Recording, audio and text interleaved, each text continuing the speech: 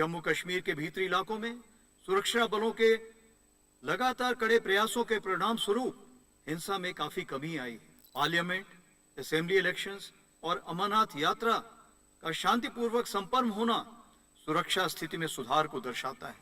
उत्तरी सीमाओं पर हालात स्थिर हैं, लेकिन साथ ही संवेदनशील भी हैं। उत्तरी सीमाओं पर आधुनिक उपकरणों और क्रिटिकल इंफ्रास्ट्रक्चर को विकसित करने की दिशा में खास ध्यान दिया गया है।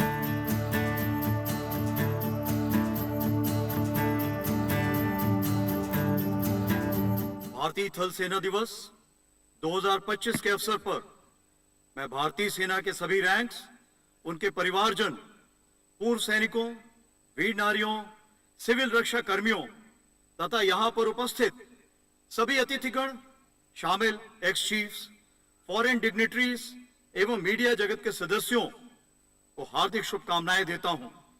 आज के दिन हम उन वीरों को याद करके उन्हें श्रद्धांजलि अर्पित करते हैं जिन्होंने देश की रक्षा में अपने जीवन का सर्वोच्च बलिदान किया।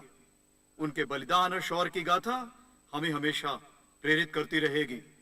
मैं उनके परिवारजनों को आश्वस्त करता हूं कि वह सैन्य परिवार का एक महत्वपूर्ण हिस्सा हैं और उनका कल्याण हमारी प्राथमिकता है। मैं आज परेड में भाग ले रहे सभी रैंक्स को अनुशासन, कड़ी मेहनत और अच्छे प्रदर्शन के लिए शाबाशी देता हूं।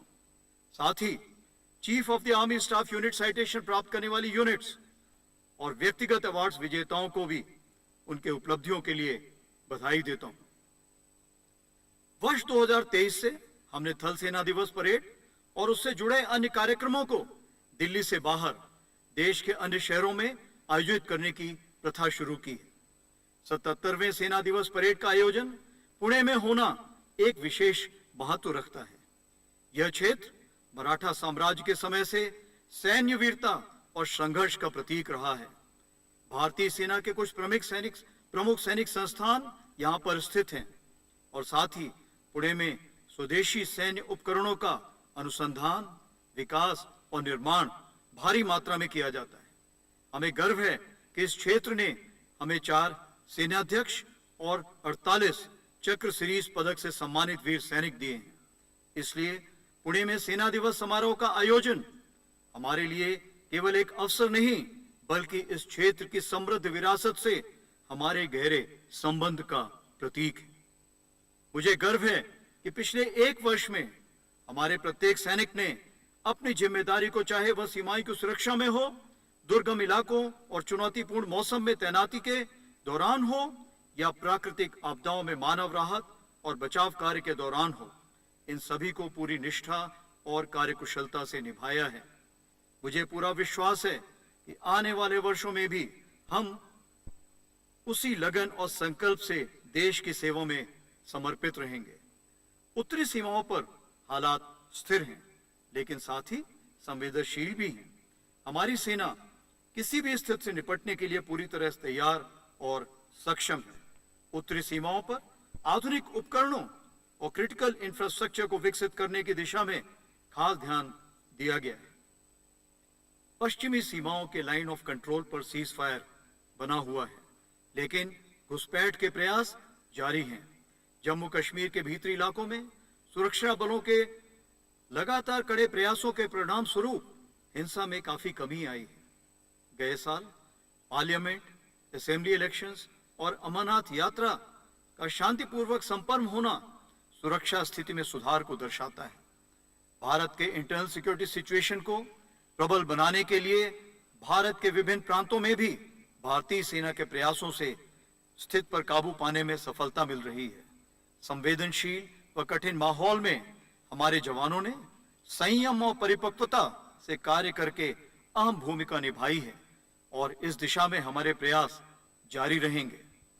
आज हमारा देश एक नए युग की कगार पर खड़ा है और एक विकसित भारत के लक्ष्य की ओर सुचारू रूप से प्रगति कर रहा है।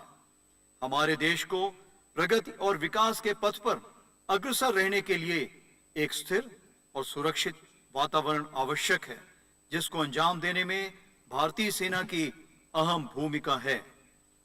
भविष्य की चुनौतियों का सामना करने के लिए हमने एक डिकेड ऑफ ट्रांसफॉर्मेशन यानी परिवर्तन के दशक के रोड मैप की व्यापक रूपरेखा तैयार की है। इस परिवर्तन का उद्देश्य हमारी ऑपरेशनल प्रिपेयर्डनेस को मजबूत करना और हमारी फंक्शनल तथा एडमिनिस्ट्रेटिव दक्षता को बढ़ाना है।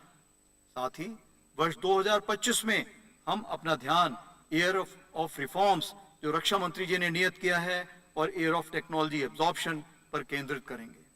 मुझे पूरा यकीन है कि हमारी भारतीय सेना को एक modern, agile, adaptable, technology enabled और भविष्य के लिए सक्षम फोर्स बनाने के लिए प्रगति पथ पर अग्रसर रहेंगे। भारतीय सेना में महिलाओं को सशक्त बनाने के प्रयास जारी हैं।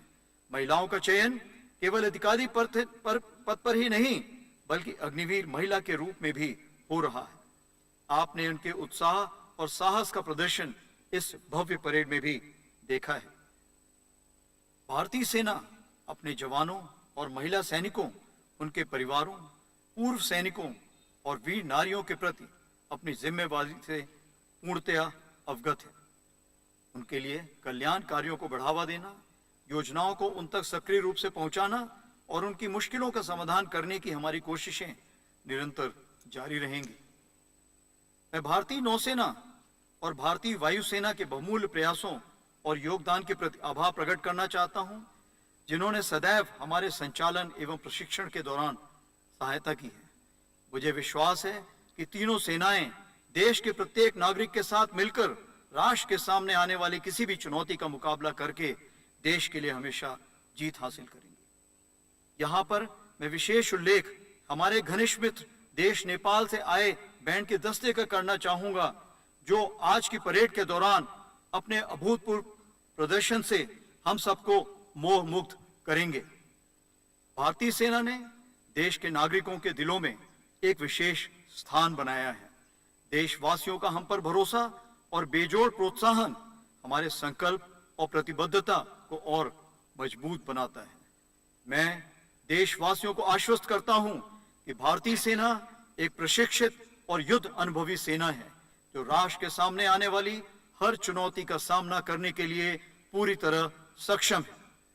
साथ ही विकसित भारत 2047 के तहत राष्ट्र निर्माण के लिए भारतीय सेना निरंतर अग्रसर रहेगी। आज सेना दिवस के अवसर पर मैं भारतीय सेना के सभी रैंक्स और पूर्व सैनिकों को यह अनुदेश देना चाहूंगा कि नाम, नमक और निशान की आधारशिला पर कायम हमारी परंपरा अनुसार देश की सेवा में अपने आप को पूर्ण रूपेण समर्पित होने का प्रण लें। धन्यवाद। जय हिंद।